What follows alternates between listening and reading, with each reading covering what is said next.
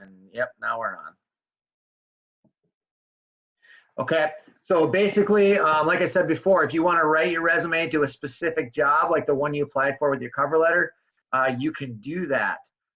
This is obviously in Google Classroom, and it's due a week from today. Now, this whole thing is a process, so you might turn it in by Friday, and Mr. Hogley and I might give you feedback to fix it. And just like your cover letter, you just keep working on that feedback until it's cleaned up to where you get your credit for it. This is one of our summative assignments, so you need this in order to pass Learn to Earn. This is very critical. Plus, this is something that on your end, you're going to want to do anyway, because you're going to need it, moving forward, applying for jobs. This is something you can build on. So first and foremost, before we get into all this kind of stuff, we had this conversation off camera. I'm going to bring it up for those of you who are not able to be here. One of the students asked or shared their experiences building a resume using a template online, got all the way to the end, and then all of a sudden here comes the bill. That will happen. When you go look for resume templates online, please only look for ideas, but go create your own. And ideally create in a Google document. You can always create in a Word if you prefer that to, or the technology at your home. That makes more sense. That's fine. We prefer you do it in Microsoft Doc, and you can always download it by doing this to a Word doc later. Okay. Yeah. That would be our preference.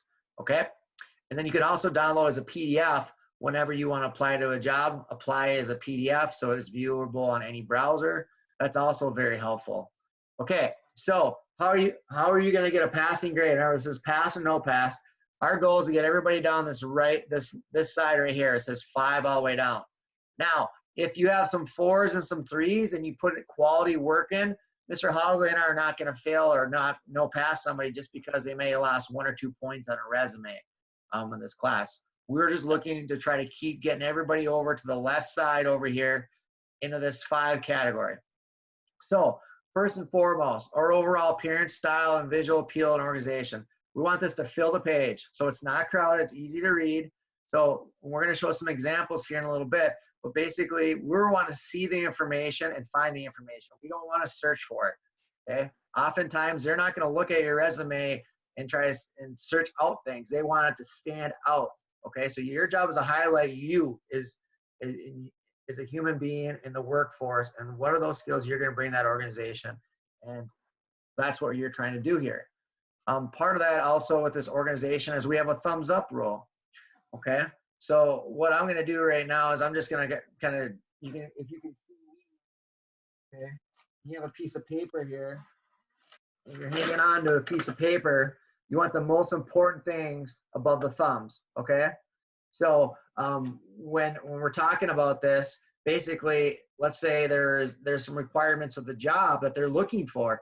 And in my case, like since I have my master's, if they're requiring a master's, my master's shouldn't be below the thumbs. It should be above the thumbs, because that's something they're looking for. That's a preferred qualification or potentially even a required qualification. I can't see a thing. You didn't see me? Huh. You don't have a video? Okay, I was just showing myself. Okay, Addison, you can look back on the video later. Mr. Hogley, could you see me when I did that? Yeah, I could. I was just, yep, I had you in grid view. Okay. So that might be the issue. Yeah, so just maybe when we go to record, Addison, I could see myself. It'll be in the record. Basically, my thumbs are halfway up the page, okay? Grab a piece of paper, you'll know what I mean. You want the best information above the thumbs, okay? And that's why we highlighted that thumbs up rule, okay? You're gonna need this personal information up here. You have to have it, okay? So, use your school email, please. Don't have an email that says burger eating champion of Hudson, Wisconsin. I mean, great if you are, good for you. All right, but it should be, your school email. So my school email, Christensen.R@Ellsworth, okay? Your school email. Again, your educational information.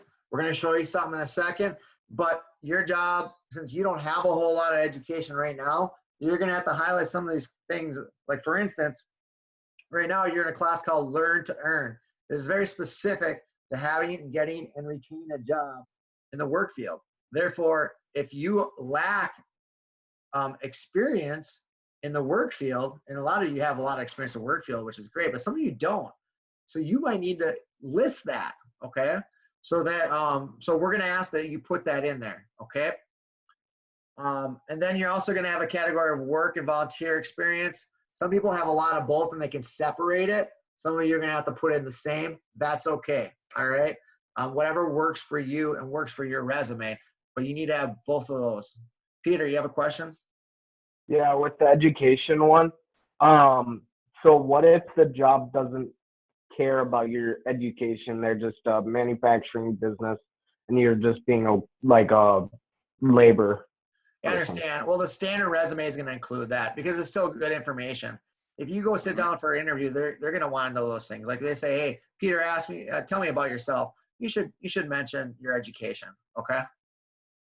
Okay. So have that on there. And then the last part is grammar, spelling, and punctuation.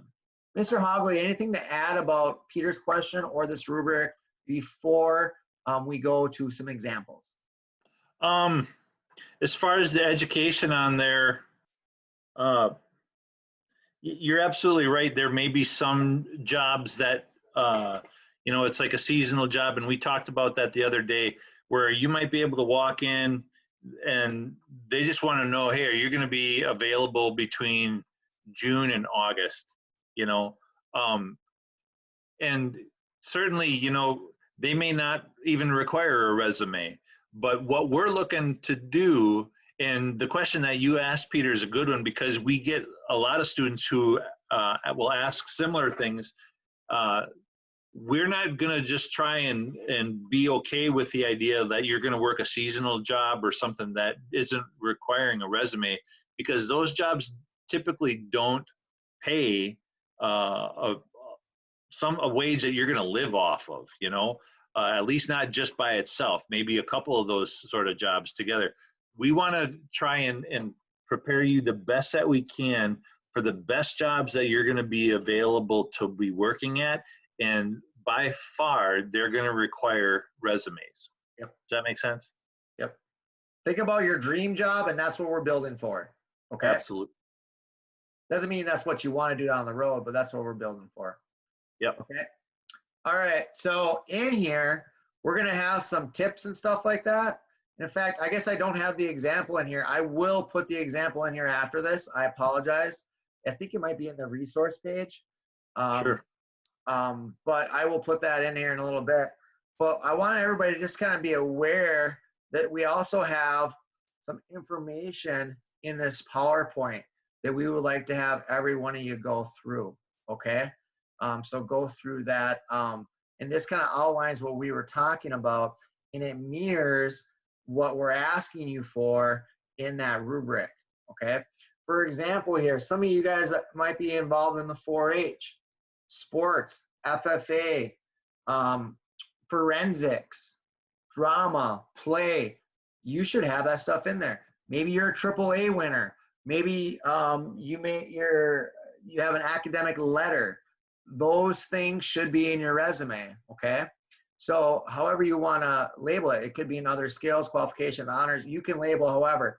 My headings in my resumes have changed a lot over the years because the headings are basically giving that employer kind of a snapshot of what you're going to say underneath.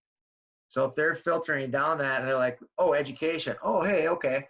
Yeah, Mr. Christensen went to UW River Falls. Oh, he has his master's at St. Mary's University of Minnesota. Oh, okay. Well, I didn't know he got his alternative. So that's the kind of stuff there. They know what they're going to be looking for when they're in that area. Okay. So this is a really good example for you to look at. Now, we're not requiring you to do a job objective, but some of you guys, when you're looking for and I actually do this in my resume. Not everybody does, but a job objective is going to be in some of those example resumes. And again, we're not requiring it, but for example, if the job was to be the high school principal for Ellsworth High School, then your objective could be a simple statement like to be the Ellsworth High School principal. I mean, you could be a little bit more detailed on that, but that's just a basic example of that. This is what I want to do. If your objective is to work where you're talking, Peter, is in a factory and it's a specific position, then great. Okay. So once you make that objective, which again is optional, okay, you certainly can do it. You make sure that whatever you wrote in that objective for that position, your resume matches those things and highlights yourself. Okay. This talks about personal, professional reference. Personal reference is basically somebody just can verify you, okay? Or I'm sorry, I'm getting a little bit too into detail here. So a good reference for you would be like Mr. Hogley and I could be a reference for you. A previous employer could be a good reference for you. Typically a relative is not. If you work for a relative and you don't have a lot of other experience, then that's fine. You can do that. But you shouldn't state your relationship to them as your uncle. State them as your employer of some sort. Okay? Here's another one right here. It's really important. We're going to ask everybody to do this. Ask permission.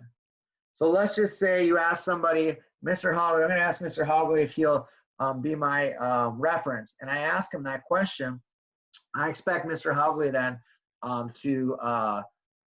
if he says yes, I'm kind of expecting him to say that down the road. He might just tell me, hey, you know what, Mr. Christensen, I'll be your reference anytime. Well, then it would be a common courtesy for me to say, hey, Mr. Hogley, I know you agree to be my reference. I just want to let you know that I applied for a job over here, and this is the position just in case you get a call. So now, if he gets a call from Hammond, Wisconsin, or River Falls, he might not let it go to voicemail. He's like, that's right, I'm expecting a call from for Mr. Christensen as his reference. And then he might answer it. And then that increases your chances of getting the job and also keeps that level of trust and, that mutual agreement with that reference. It's only going to strengthen that for you down the road because they recognize that you are giving them a heads up and they're not going to be blindsided if they get a call about a job. Yeah. I have probably about 15 former baseball players that all have me down for references. I don't always get a call, but I've probably taken about 10 of them total. Yep. I have the same thing. This year I had probably my oldest reference call and ask. It was a student who graduated, I believe, in 2013, and she was going back to school and was applying for some financial aid and some different grants and different things like that. Had to have a personal reference and in reference to like how she did in school and stuff like that. So it was in a context. She was able, like, did I know them through a coaching? Did I know them through a job? Did I know them as a student? What was the reference for? But yeah, this is a person who called me and said, hey, would you be a reference for me? And I asked her a couple more questions. I'm like, absolutely, I'd love to. And then I'll even go so far as to say just yesterday, I had a student ask me and say, will you be a reference for me? And I thought about it, I agonized over it, and I just said, honestly, no, right now I can't because you've got this, and this still hanging out there. And, you clean those kinds of things up as far as how you're doing as a student, I'll be a reference for you all day long because then I have something positive to say about you. What you don't want is to have a reference who you don't ask, and then your employer calls and then they get on there and you don't know what they're going to say. And they say, oh yeah, I like the person as a student, but their attendance was horrible. Guess what? That's a reference that you don't want. Yep. So you got to be careful about who you're asking. You have to be respectful if they say no. Usually they'll tell you why, but be ready for that. And it's usually in your benefit if they say no. You don't want them as your reference. We're just going to go through these 10 things here. Then we're going to dive a little bit deeper in those things and stop the recording. Just because I don't want the recording to get so big that we can't upload it very easily into YouTube. All right. So we got 10 things your resume should include. One, we want, obviously, you're honest, truthful. You're not embellishing. It's a fact. Everything on there is a fact. And then when you apply for a job, you're saying that everything on here is a fact. And you're not lying. There's a story I tell a lot of times about a big-time football coach. He ended up eventually getting on his feet again, but he lost his job at Notre Dame because of an error that was in his resume that got him his first job 20, 30 years before that. and then it just came out down the road when there's some fact checking. Lost his job as head football coach at Notre Dame. Now he ended up catching on down in Florida, but that was his only opportunity, big time chance to coach, and he lost it. Who knows if he didn't have an error in his resume, he might still be there today. He's a very quality coach. Keep it to one page. Now, when you get older, our age, you might be able to sneak in a second page depending on what the content is, what they're looking for in the job. My suggestion is to have a 1 and 2 page resume when you get to be, with a lot of work experience. You guys do not have enough work experience at this time to have a 2-page resume. Keep it at 1. Again, you have 30 seconds to make a good first impression. So it should be easy to read. You should be using, there's no errors. Proofread it. Have somebody else proofread it. Peter, did anybody proofread yours? No, but I mean, have someone do that. You have a week. Have someone do it. You can always unsubmit it, resubmit it. Okay. Have everything organized logically. So usually what most people will do, start with the most recent first. So for instance, if we're talking work experience and you're currently working Subway, that should be the first thing we see. And if your previous job was McDonald's, that's the next job, and so forth. Mara, you have a question? Yeah, so I saw you looked at mine, and I was like, I saw that you were like select a comment, like, do you think it was like appropriate like for it, but Yeah. I just need to like Let's take that. Let's take those examples after we're done recording here real quick. Let's go back to that in a second. Okay, and then we're going to talk about using quality paper, which you guys don't have to worry about in this one, but you're going to use, resume paper or heavier cardstock. Okay, again, a simple font, nothing crazy. We've seen that. Okay, simple font, Times New Roman, Courier, New, like just simple font. Okay, use your white space. Okay, so that means that you shouldn't have like a chunk, like half a page just wide open. Use the page. Use bullets for organization. You can underline, you can bold. There are appropriate times to use colored font, but it should be consistent. But not like bold, like maybe blaze orange, but maybe like a blue, like what we see on this page has its value. We have an example we can share for that too. I'm gonna let Mr. Hogley talk while I pull those up. All right, and then your resume should have some sort of wow factor, but basically, if everybody's resume looks exactly the same, you're not gonna stand out, okay? So be smart how you do that, because again, it's a resume, it's professional, but it should have a little bit of a wow factor. Okay, I'm gonna stop the share, I'm gonna stop the recording, I think. Yep, you're done.